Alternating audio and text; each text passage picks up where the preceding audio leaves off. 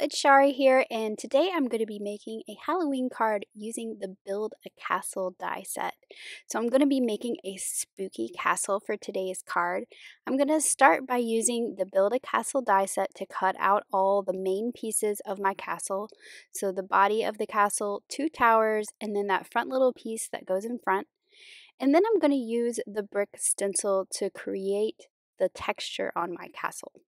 So I've got some pieces of Post-it note tape on the back of this, and I'm going to stick it to the stencil as best I can. It's hard to do because this is a very fine detailed stencil.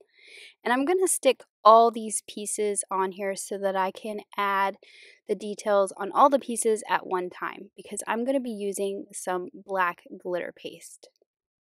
So you can see here that I'm just lining up to where I can get all these pieces on here. And since this is a 6x6 stencil, that's really easy to do. I'm going to be using some black glitter gel here. And I'm just going to scoop some out with my palette knife and start applying that across the stencil to all these pieces. I'm not worrying about the fact that it might be up on the part where the little detail at the top goes, because you can kind of scrape it off if you need to later, but we're also going to cover it up with a different piece of cardstock. So I'm just going to make sure it's all completely covered and I don't have any spots that are missing the bricks. And then I'll just scrape off all the excess. And then I'm going to remove my stencil. And then I'm going to immediately go clean it off so that this doesn't dry on my stencil. But you can see all these pieces now have that glittery brick detail on them.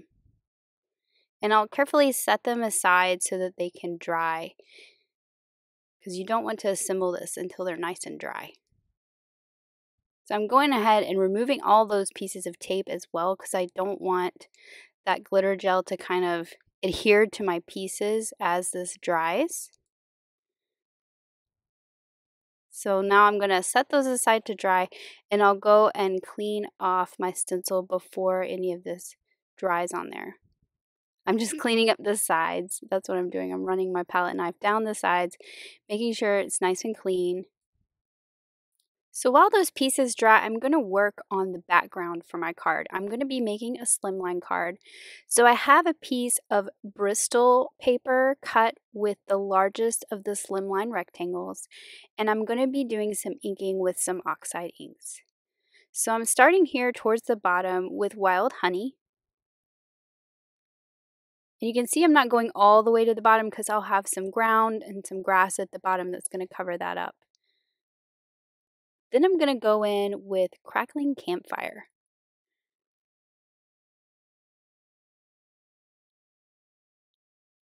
And then I'll just go back and forth between the two till I have a nice blend between the two colors.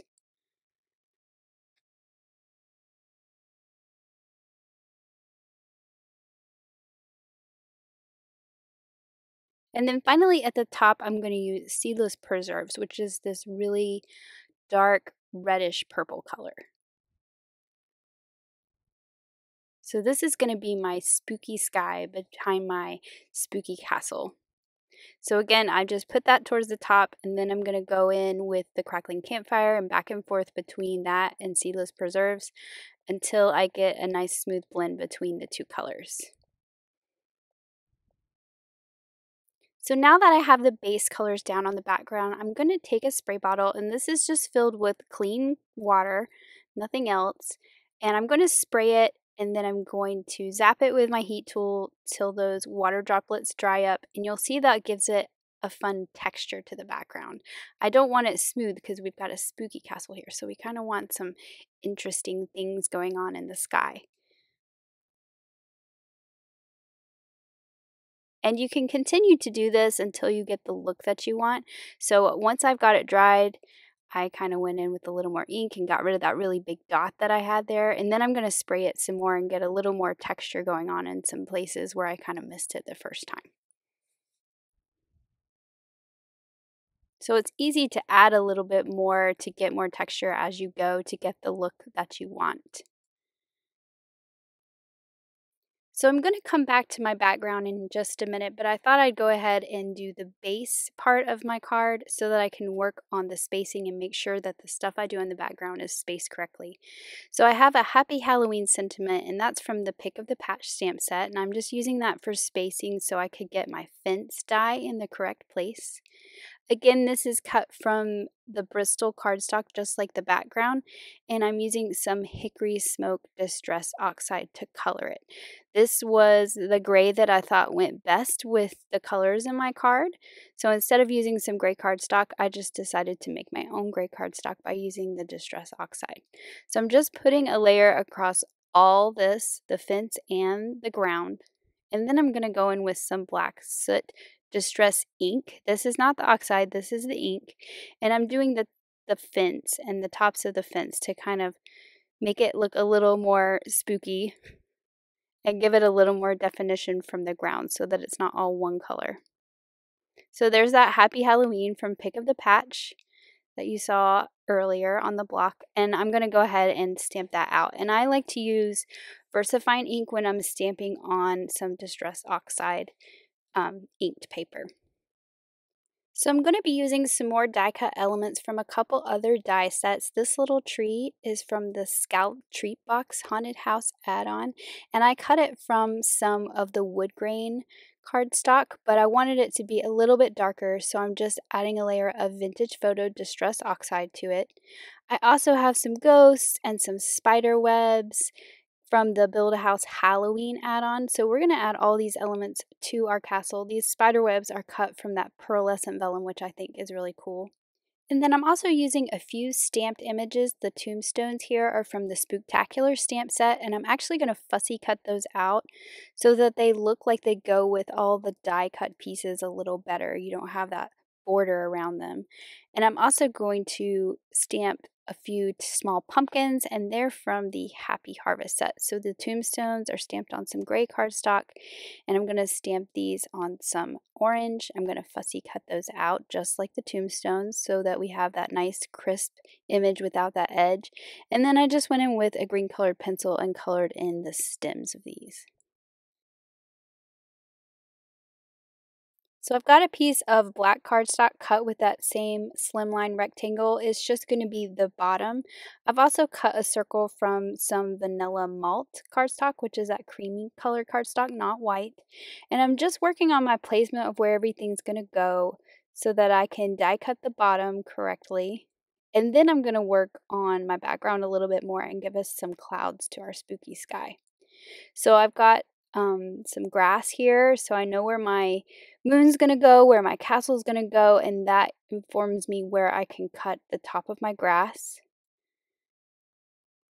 And I actually trimmed it down a little bit once I got it done, just because that yellow that I put at the bottom kind of got hidden by the grass. So I actually kind of shortened that a little when I got to the point of putting my card together.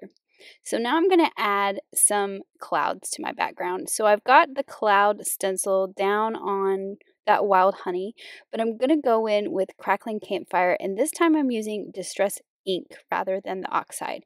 So you can see that I get that nice edge, but I'm using the same colors so that it's not so harsh of clouds in the background.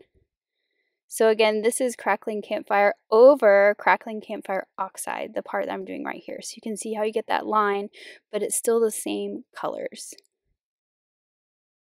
So as I work my way up this background, I will change my colors a little bit because as you can see where there's a darker Crackling Campfire of the oxide in the background, the Crackling Campfire ink on top you don't see quite as well. So as I work my way up, you see I'm putting it right back where it was because I realized you don't really see the line. I'm going to switch over to the Seedless Preserves Distress ink, which is the color that I have at the top in the oxides. So you can see when you put that light line, now I can see it a little better. So I'm going to turn my stencil and move it up, do the same thing up here. And then for the very top, because that's really saturated with that Seedless Preserves, I'm going to have that same problem with the line sort of disappearing. I'll switch over to something even darker. So I'm making sure that all those other colors are cleaned off my stencil, and I'll switch over to some black soot. And I'm just going to go really lightly with this blending brush so I just get that really light black line for those clouds at the very top. So now I'm going to add a little more texture to my background. I'm going to use some Picket Fence Distress Paint and some water. I'm going to add a little bit of water to it so it's a little more soupy, and I can add some splatters to my background. So I'm just picking that up with my paintbrush, and then I'm going to tap my paintbrush till I get those little dots of white in the background. They kind of look like spooky orbs, I think, in the sky, which is kind of fun. But it just adds even more texture and interest to this sky that we're creating. So now to go along with those light spots that I created, I want to create some dark spots as well. And I'm using a black metallic watercolor that I have in my stash. And I'm just doing the same thing. I'm picking up that paint and just flicking some small dots on the background. Now once that background is dry, I'm going to add it to my card base. So I'm just putting adhesive on all four sides, and then I like to put some strips right down the middle. And I've got my card base here that is cut to 3.5 by 8.5, and it's side folding, and I'll just line that up and put this background on my card base.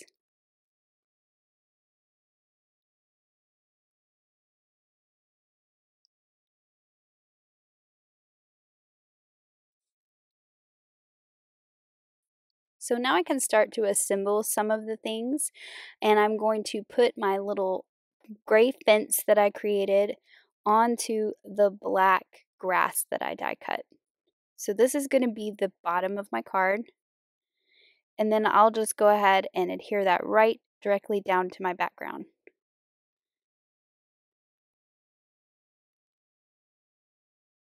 And then for my castle, I felt like with that glitter gel on it, it was a little flimsy. So I'm just going to kind of reinforce it. So I've die cut all those same pieces again from that storm cloud cardstock. And I'm just going to layer the pieces together so they're a little thicker and a little more sturdy. And of course, I'm going to do that to all four of the pieces you see here, the body, the two towers, and the front piece. So once I've got those layered together and they're nice and sturdy, I'm going to start to assemble my castle.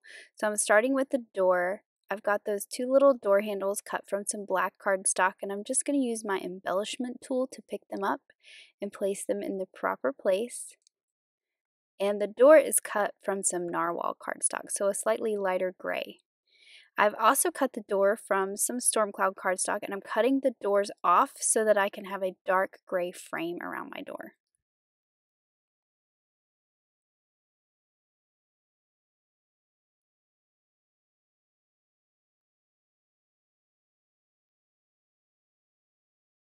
So for the tops of all the towers, I've just cut those detail pieces from some black cardstock. So it's a very dark castle. It matches the black of the bricks, but it's not sparkly, so you do get a little bit of contrast.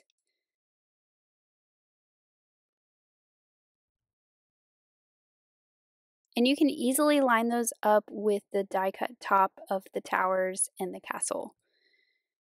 So I have the two pieces that go in the castle. This shorter of the two long ones goes at the top. And I'm going to go ahead and glue my towers on. And I'm using liquid glue, especially on this. I use liquid glue a lot, but especially on this because you're gluing it to that glitter paste. So it has a texture. So you want to make sure that it gets in those grooves and it sticks down really well.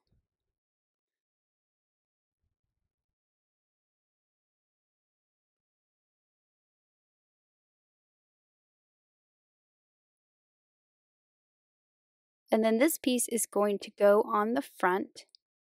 So I'm going to go ahead and put my door on here. Again, using that liquid glue because we're gluing it to that glitter paste and it has a lot of texture.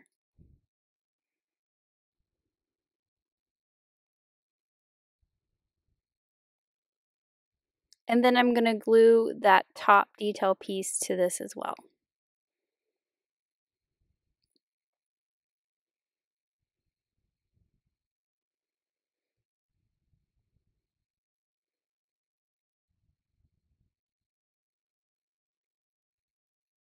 So here is the little frame for the window at the top.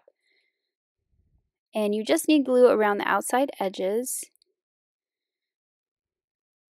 And then here's our little spider web. So these are cut from that pearlescent vellum. And these are from the Build-A-House add-on, I believe. And they're a little big just as they are. So this one I trimmed down so it would fit above my door. So I just trimmed off one layer of the spider web.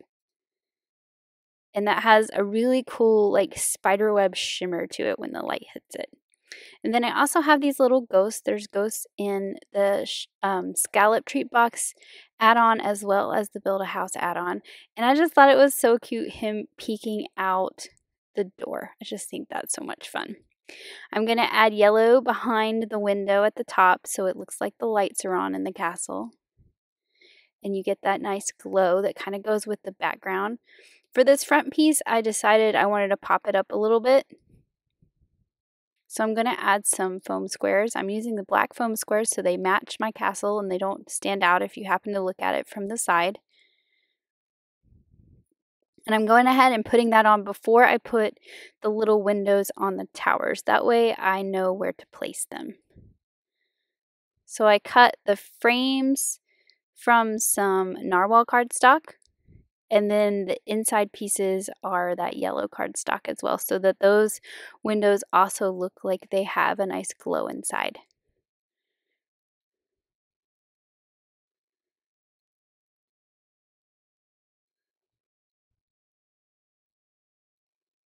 And then I'm going to add my second spider web. This one I did not trim down, so it's going to overlap the window, and I'm going to tuck it behind the tower. And then for the moon, I want it to glow in the dark. So I am taking that die cut circle that's cut from vanilla malt cardstock. I am squishing my clear embossing ink pad all over it so it's completely covered in that ink. And then I'm going to dump a bunch of glow in the dark embossing powder on it. And then I'm just going to heat that up with my heat tool till it's all melted. And then now we have a cool glow in the dark element to add to our card.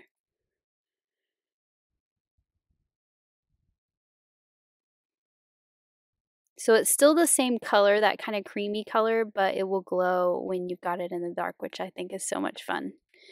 So now I can place my castle at the top of my grass, and now I can figure out where my moon goes. So I'm going to tuck it behind the top of that castle. And I'm laying a block on it so it dries nice and flat. And now I can start to add some of my elements. So here's that spooky tree that I added the ink to earlier.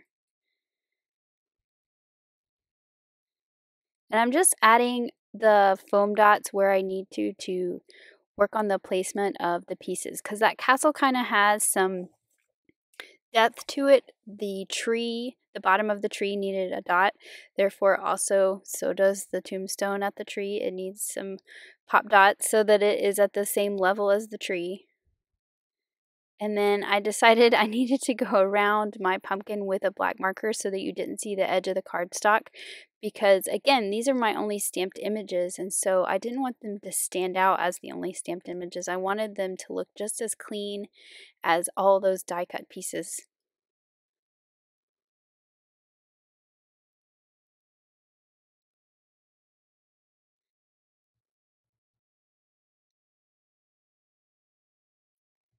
And I'm using the black foam squares for almost everything here because there is so much dark cardstock, and these sort of blend in when you use them. So they're perfect for dark cardstock like this. This is the perfect application for them.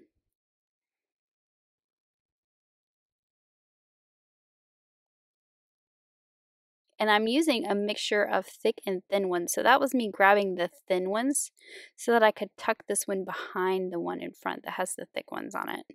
And I'm also going to add another little ghost here at the top. You can see I have those bats as well.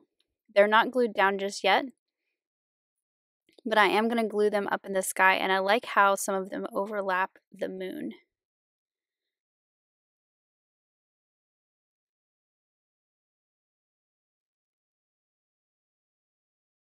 And now the card is all finished, and here is a look at what that moon kind of looks like when it glows. It's kind of hard to do on camera, but here is a look at that finished card. So the moon glows, we have that beautiful sparkly castle, which I think is really cool because it kind of stands out from the other elements.